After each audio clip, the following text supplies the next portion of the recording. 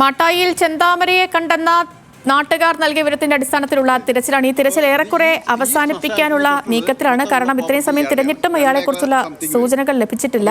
അറിയാത്ത ഒരു കാര്യമില്ല. ഇതിന് തൊട്ട് താഴെയുള്ള നമ്മുടെ ഫാമിലിയുള്ള എല്ലാ ആൾക്കാരുമാണ്. അപ്പോൾ ഇതിൽ എങ്ങനെ രക്ഷപ്പെടാൻ പറ്റും, ഏത് വഴിയുണ്ട് എന്താണെന്ന് വ്യക്തമായി അറിയാവുന്ന ഒരു വ്യക്തിയാണ് ഈ. ഇപ്പൊ ഈ ഇവിടെ ഇതിൽ നിന്നും അങ്ങോട്ടൊക്കെ മാറി രക്ഷപ്പെടാനുള്ള വല്ല വഴിയുണ്ടോ? ഇതിന്റെ തൊട്ട് മേലെയാണ് ഫോറസ്റ്റ്. ഫോറസ്റ്റിനകത്ത് കയറി കഴിഞ്ഞ് കഴിഞ്ഞാൽ പിന്നെ ആർക്കും ഒന്നും ഉണ്ടാവില്ല. അതിനപ്പുറത്ത് മറ്റേ എന്താണ് ആനയുണ്ട്, എല്ലാം ഉള്ളതാണ്. ആനയൊക്കെ ഇറങ്ങുന്ന സ്ഥലമാണ്, ആന വരുന്ന സ്ഥലമാണത്.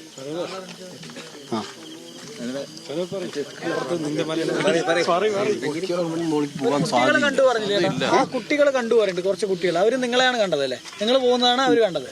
ഞങ്ങളാണ് സംഗതി 4 പേരും ആയിട്ട് ഞങ്ങളാണ് മറ്റേ തെരഞ്ഞു പോയത്. 3 പോലീസുകാരും അവർ മഫ്റ്റിയിലാണ് കേട്ടോ. അവർക്ക് ഞാനാണ് ഈ കോഴി ഫാം കാണിച്ചു കൊടുത്തത്.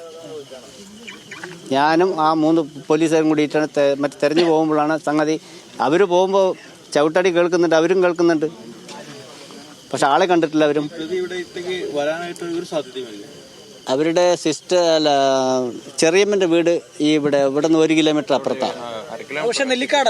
അതെ, നെല്ലിക്കാട് പറഞ്ഞ സ്ഥലത്താണ് അവരുടെ ചെറിയമ്മയുടെ വീട്. പക്ഷെ ഈ വഴിക്ക് വരുന്നതായിട്ട് ഞങ്ങളാരും കണ്ടിട്ടുമില്ല. ഞാൻ കണ്ടിട്ടില്ല. ഇവിടെ വലിയ ആശങ്കയുണ്ട് ഈ മേഖലയിലേക്ക് പ്രതി എത്തും എന്നും. ഇത് ഇങ്ങനെ ഇവിടുന്ന് 1 കിലോമീറ്ററിൽ അപ്പുറം ഉള്ള ആളാണ്. അപ്പോൾ ഈ ഏരിയയൊക്കെ അയാൾക്ക് ഫുള്ളായിട്ട് നന്നായിട്ട് അറിയും. ഇത് മശാനമാണ്. ഇതിൻ്റെ അപ്പുറത്ത് ഇങ്ങേരുടെ സ്ഥലമുണ്ട്. ഇങ്ങേരുടെ ബന്ധുക്കാരുടെ വീട് തന്നെ. ഇങ്ങേരുടെ ചെറുച്ചിൻ്റെ വീട് എന്ന് പറഞ്ഞു കഴിഞ്ഞാൽ തൊട്ട് 1/2 കിലോമീറ്റർ അല്ലേ. അതുകൊണ്ട് ഇങ്ങേർക്ക് ഈ ഏരിയയൊക്കെ നന്നായിട്ട് അറിയുന്ന ആളാണ്. വന്നാലും രക്ഷപ്പെടാനുള്ള വഴിയും അങ്ങേർക്ക് അറിയാം. അപ്പോൾ അതുകൊണ്ട് ഈ പരിസരത്ത് എവിടെയെങ്കിലും നമ്മൾ നോക്കി കണ്ടു കഴിഞ്ഞാൽ, അതിപ്പോൾ ആരും വ്യക്തമായി കണ്ടിട്ടില്ലല്ലോ, എല്ലാം കണ്ട ഒരു ഊഹാപോഹമാണ് പറഞ്ഞിരിക്കുന്നത്. അങ്ങേരായിരിക്കും എന്ന് പറഞ്ഞിട്ട്. അപ്പോൾ ആ ഒരു ഇതിലാണ് നമ്മളിപ്പോൾ തിരഞ്ഞുകൊണ്ടിരിക്കുന്നത്.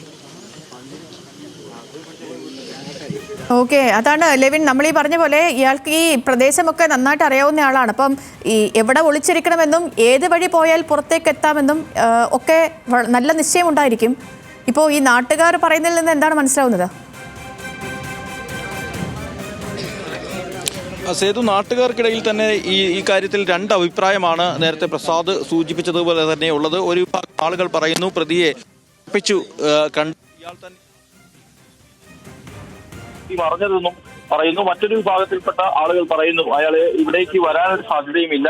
മനുഷ്യവാസം ഈ മേഖലയിൽ പെട്ടെന്ന് ഉണ്ടായാൽ അത് തിരിച്ചറിയാൻ കഴിയുന്ന ആളുകൾ ഇവിടെയുണ്ട്. ഓടി മറിഞ്ഞത് പന്നിയാവാം എന്നുള്ളൊരു സംശയവും ഇവർ പ്രകടിപ്പിക്കുന്നുണ്ട്. എന്തായാലും ഈ പോലീസ് ആ തെരച്ചിൽ ഊർജിതമായി തുടരുകയാണ്.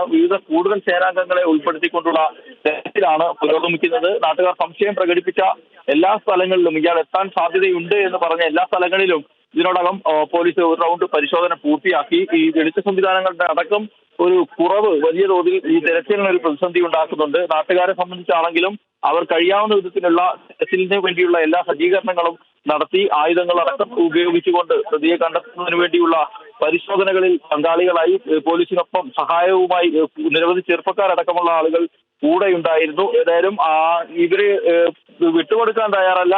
അത്തരത്തിലുള്ള ഒരു മനോഭാവം തന്നെയാണ് എല്ലാവരും സ്വീകരിക്കുന്നത്. പ്രതി ഈ ഭാഗത്തെത്തിയാൽ തീർച്ചയായും കയ്യിലെടുക്കും, അല്ലെങ്കിൽ നിയമം കയ്യിലെടുക്കും എന്നുള്ള നിലയിലുള്ള പ്രതികരണങ്ങൾ നടത്തുന്ന ആളുകളുണ്ട്.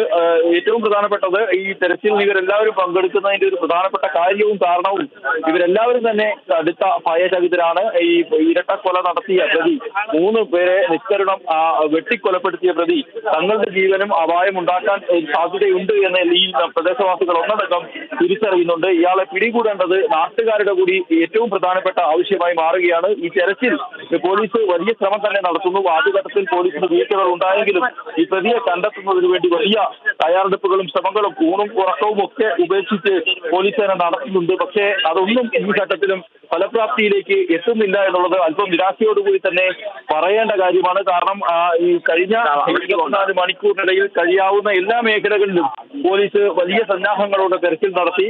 ഈ പ്രദേശം കൂടാതെ തന്നെ തമിഴ്നാട്ടിലും അതോടൊപ്പം തന്നെ മറ്റ് പ്രദേശങ്ങൾ ജില്ലാ അതിർത്തികളിലും മറ്റ് ജില്ലകൾ കേന്ദ്രീകരിച്ചും പോകാനിടയുള്ള എല്ലാ സ്ഥലങ്ങളിലും പോലീസ് പരിശോധന നടത്തി. CDR വിവരങ്ങൾ ശേഖരിച്ചു. മറ്റ് തെളിവുകൾ, മൊബൈൽ ഫോൺ അടക്കമുള്ള ഇയാൾ മുൻപ് ഉപയോഗിച്ചിരുന്ന മൊബൈൽ ഫോണിന്റെ CDR അടക്കമുള്ള തെളിവുകൾ ശേഖരിച്ചു. ആ വഴിയിലും അന്വേഷണം നടത്തി. ഡ്രോൺ ക്യാമറ ഉപയോഗിച്ചു.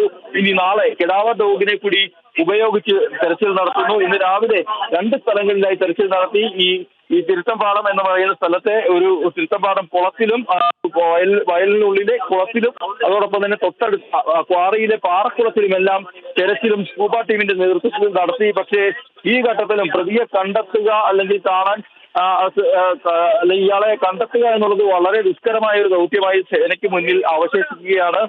വലിയ സമ്മർദ്ദം പോലീസിൽ ഇക്കാര്യത്തിലുണ്ട്. പ്രതിയെ പിടികൂടുക എന്നുള്ള കാര്യത്തിൽ പോലീസ് ഒരു കൃത്യമായ പ്ലാനും പദ്ധതികളും ഒക്കെ തയ്യാറാക്കിയിരുന്നു. പക്ഷേ ഈ പറയുന്ന ശരി, ലെവലിലേക്ക് മടങ്ങി വരാം. പ്രസാദ് ഉടുമ്പശ്ശേരി കൂടി തുടരുന്നുണ്ട്. നമുക്കിപ്പം പ്രസാദ്, ഈ രാത്രിയുള്ള ദൗത്യം അത് ഏറെ ശ്രമകരമാണ്. ഒപ്പം തന്നെ ഇപ്പോൾ നാട്ടുകാർക്കിടയിൽ രണ്ട് അഭിപ്രായങ്ങൾ നിലനിൽക്കുന്നു. ഇയാളെ കഴിഞ്ഞ കുറച്ച് സമയമായി നോക്കിയിട്ടും ഈ പോയ ഭാഗത്തോട്ടൊക്കെ നോക്കിയിട്ടും അയാളുടെ സാന്നിധ്യമൊന്നും തിരിച്ചറിയാൻ കഴിഞ്ഞിട്ടില്ല. അപ്പോൾ ഈ തിരച്ചിൽ ഇന്നത്തേക്ക് അവസാനിപ്പിക്കാൻ തന്നെയാണോ നിലവിലെ തീരുമാനം? തിരയാൻ പോയ സംഘം തിരിച്ചെത്തിയോ?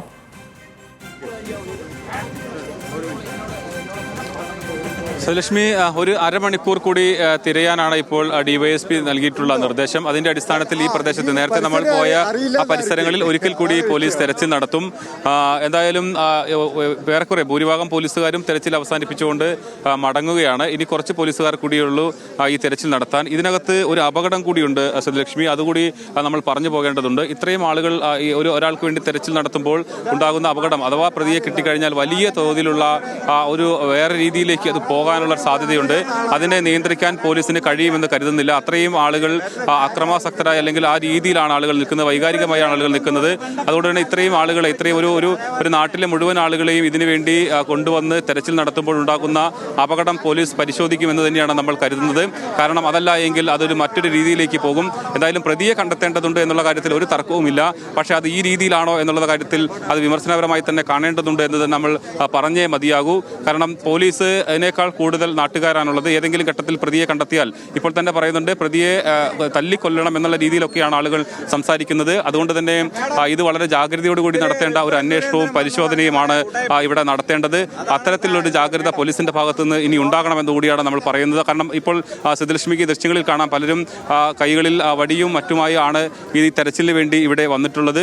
അതുകൊണ്ട് തന്നെ ഇനി ഒരു അരമണിക്കൂർ കൂടി ഇവിടെ തെരച്ചിൽ നടത്തിക്കൊണ്ട് ഇത് അവസാനിപ്പിക്കാനാണ് ഇപ്പോൾ പോലീസ് തീരുമാനിച്ചിട്ടുള്ളത്. ഇതിൽ സംശയമുള്ള മറ്റ് സ്ഥലങ്ങളിലും കൂടി പോലീസ് തെരച്ചിൽ നടത്തും.